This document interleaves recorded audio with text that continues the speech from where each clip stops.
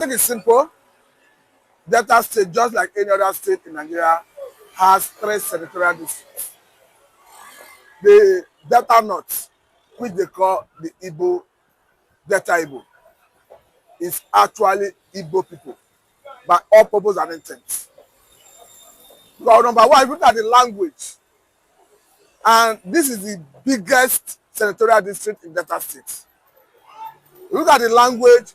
Once you leave Asaba to Abo to Wale, they are talking about 9 local governments that they understand Igbo by default.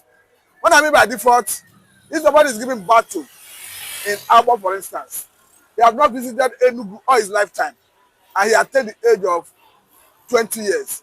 You take him to Enugu, he will naturally understand Igbo because it's the same language.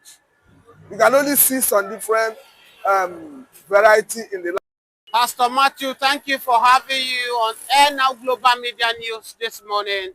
Controversial statement coming from Delta State right now. A lot of Deltans are not accepting it, that Delta belongs to Biafra. We saw Senator Ned Nwokoro say they are Igbo, they are proud to be Igbo. The former governor of Delta State, Okowa, said is an Igbo. What do you have to say? Is it that Biafrans have been marginalized, Igbos have been marginalized, full Delta is Igbo, that Lord Lugard and the Fulani, they marginalized Delta away from Igbo? What is your take on this? I think it's simple. Delta State, just like any other state in Nigeria, has 3 senatorial districts. The Delta North, which they call the Igbo, Delta Igbo, is actually Igbo people by all purpose and intent. Because number one, if you look at the language, and this is the biggest senatorial district in Delta State. Look at the language. Once you leave Asaba to Abo to Wale, they are talking about 9 local governments that they understand Igbo by default.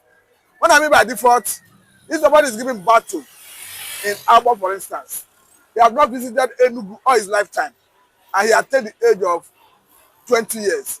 You take him to Enugu, he will naturally understand Igbo because it's the same language. You can only see some different variety in the language in terms of small difference. But what I want to tell you that the Delta North is purely Igbo. Now, that even reminds me of what happened in Edo State recently.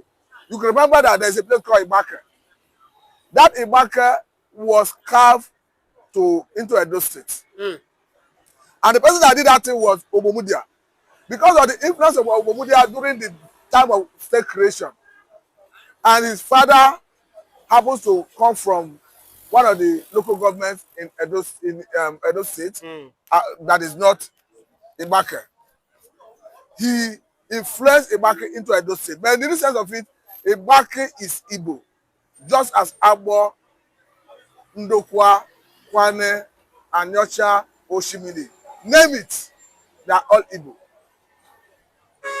Recently, we saw the people of Ibaka rising to say, we are not Edo, we are not Bini, that they understand everything they speak in Igbo.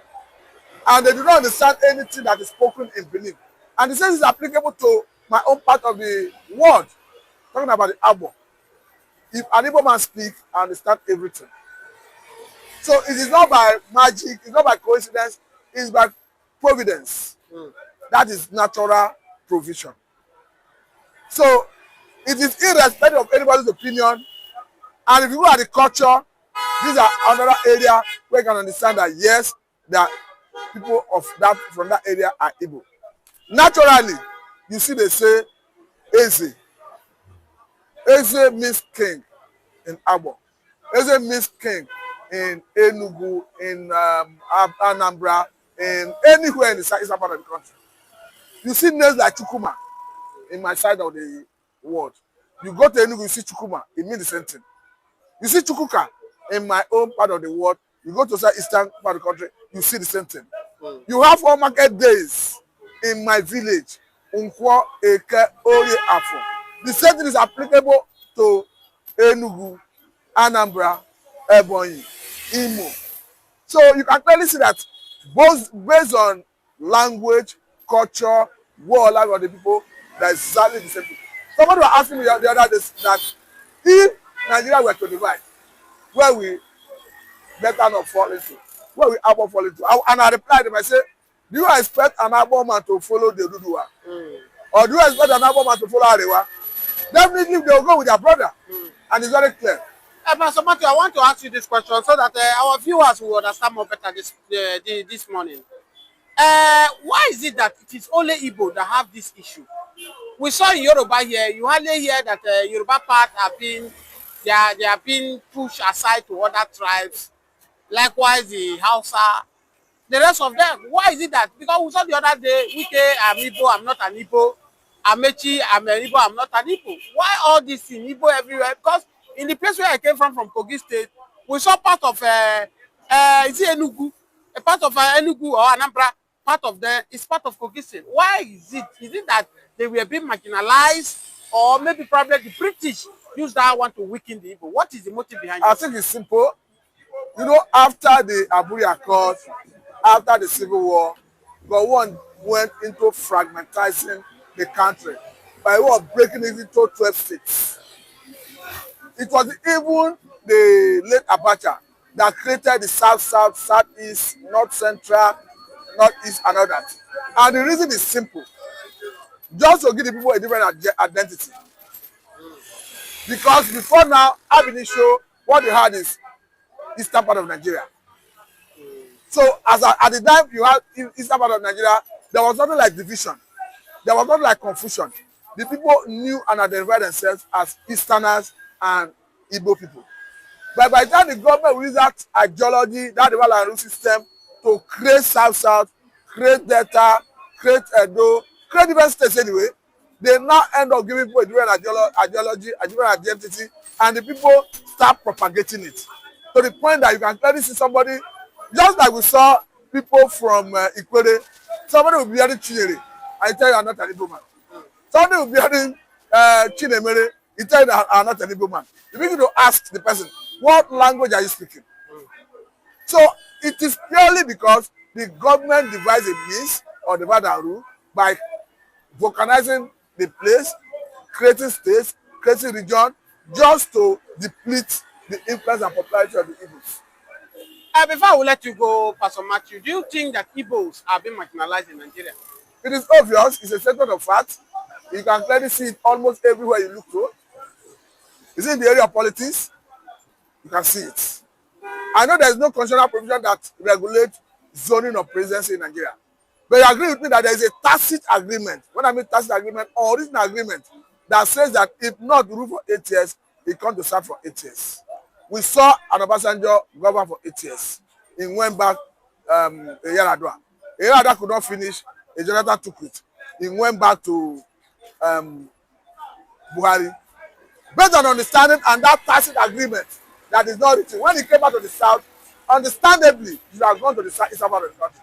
But that was not the case. But if you talk about that, you can see clearly that even if the presidency go to the north, it is Fulani people that normally be president. But let it go to the north first and let areas that have not gotten it before get it before I start talking about who got it out of the people from that region.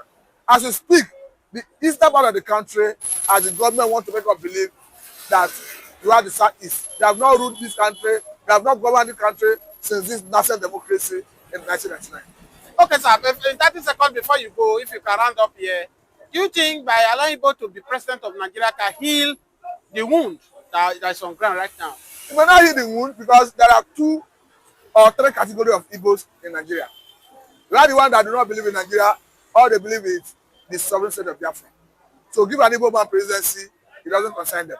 You are the political class who say yes, is our in fairness and equity and justice, let us have it. So those ones they will be satisfied.